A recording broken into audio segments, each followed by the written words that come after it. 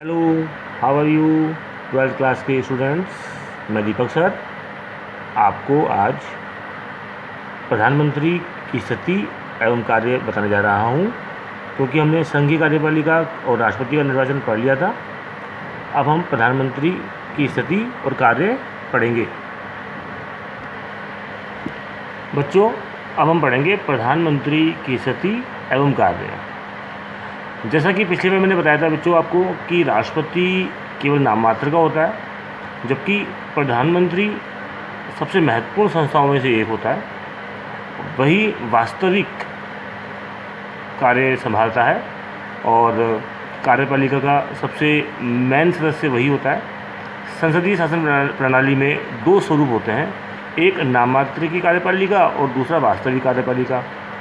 तो भारतीय संविधान के अनुच्छेद 53 में कहा गया है कि संघ की कार्यवाही शक्तियों राष्ट्रपति के पास होंगी, जिनका प्रयोग वह स्वयं प्रत्यक्ष रूप में या अपने अधीन अधिकारियों के माध्यम से संविधान के अनुसार करता है। और संविधान के अनुच्छेद 74 में यह प्रावधान है कि राष्ट्रपति की सहायता व परामर्श देने के लिए एक मंत्री परिषद होगी, जिसका मुखिया प्रधानमंत्री होता है और राष्ट्रपति उस मंत्री परिषद की सलाह से ही, उसके अनुसार ही वह कार्य करेगा। बच्चों, अब हम पढ़ेंगे प्रधानमंत्री की नियुक्ति। संसदीय प्रणाली के वेस्टमिनिस्टर मॉडल की परंपरा के अनुसार राष्ट्रपति अनुच्छेद 75 के तहत उस व्यक्ति को प्रधानमंत्री नियुक्त करता है जो लोकसभा में बहुमत दल का नेता होता है तथा जिसे लोकसभा में बहुमत का समर्थन प्राप्त होता है, वही प्रधानमंत्री बनेगा।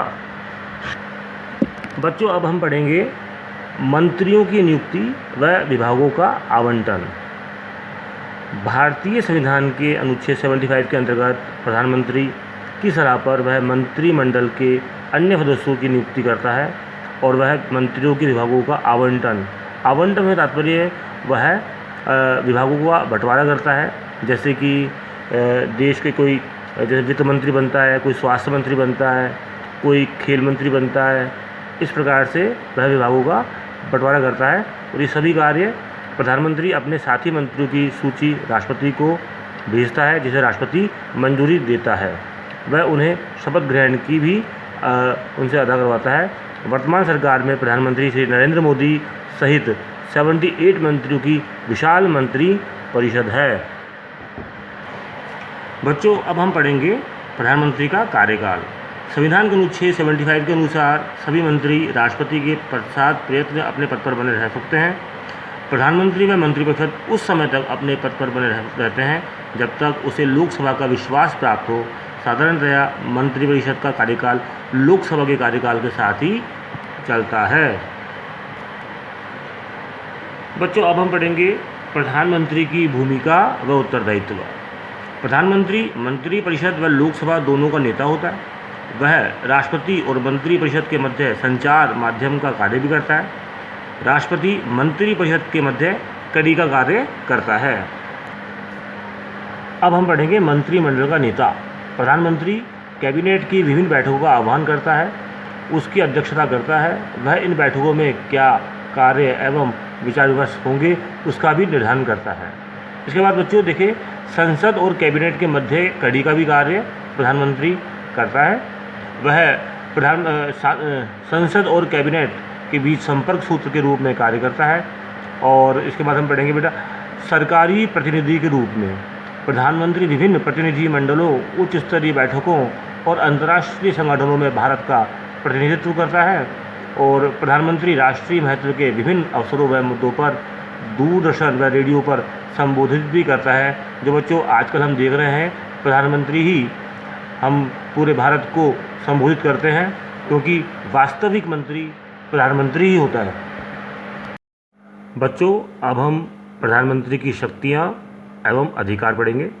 भारत का प्रधानमंत्री विश्व के शक्तिशाली शासनाध्यक्षों में से एक है। भारत का प्रधानमंत्री विश्व के शक्तिशाली शासनाध्यक्षों में से एक तो है ही, वह सरकार का मुखिया होता है, जबकि राष्ट्रपति राज्याध्यक्ष या राष्ट्राध्यक्ष होता है। केंद्रीय मंत्रिमंडल व अन्य नीति निर्माणक संस्थाओं से संबंधित सभी महत्वपूर्ण कार्य और निर्णय प्रधानमंत्री की देखरेख में ही होते हैं। बच्चों, प्रधानमंत्री नीति आयोग का पदेन अध्यक्ष भी होता है और वह प्रधानमंत्री सरकार का वास्तविक अध्यक्ष होता है। यह राष्ट्रपति को अपने मंत्रियों की नियुक्ति तथा उनके विभागों के आवंटन, परिवर्तन या उनके त्यागपत्र स्वीकार या अस्वीकार करने की सलाह भी देता है। प्रधानमंत्री मंत्रिपरिषद की सभी बैठकों में अध्यक्षता करता है और वह सुनिश्चित करता है कि मंत्रिपरिषद सामूहिक उत्तरदायित्व के सिद्धांत पर कार्य करे। वह केंद्र प्रशासन तथा विधान संबंधी प्रस्तावों के संबंध में कैबिनेट द्वारा लिए गए निर्णयों से राष्ट्रपति को समय समय पर सूचित भी करता है। किसी भी मंत्री द्वारा लिए गए निर्णय को प्रधानमंत्री राष्ट्रपति के कहने पर पुनः मंत्रिपरिषद के में विचार के लिए रखता है। प्रधानमंत्री संसद के कार्यों संचालन में नेतृत्व प्रदान करता है और वह सभी सरकारी विधेयक उसके निरीक्षण में ही उसकी सलाह से ही उसके अनुसार ही तैयार किए जाते हैं।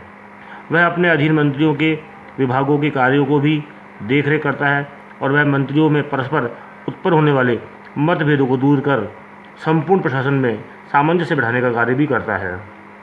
और आगे देखें तो बेटा, हम प्रधानमंत्री विदेश नीति से संबंधित महत्वपूर्ण निर्णय भी लेता है और वह विदेशों में भारत का प्रतिनिधित्व भी करता है। तो इस प्रकार से बच्चों, प्रधानमंत्री की देश में, हमारे भारत देश में बहुत ही महत्वपूर्ण भूमिका है।